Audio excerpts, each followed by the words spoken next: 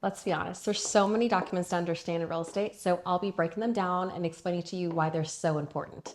This week on the Fine Print of Real Estate, I'll be going over the power of a full pre-approval letter with the buyer credit approval paragraph. But wait, let's back things up a bit. When using a loan, you're going to be submitting another document along with your 1-to-4 family contract, and that's called the third-party finance addendum. Basically, this tells the seller a couple of things.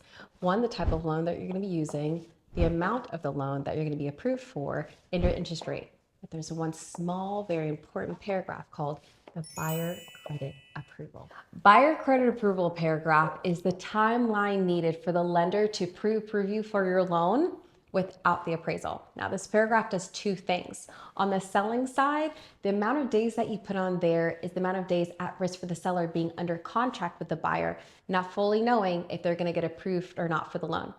But on the buying side, this gives the buyer a way to terminate and get out of the contract and protect the earnest money if they can't get that loan.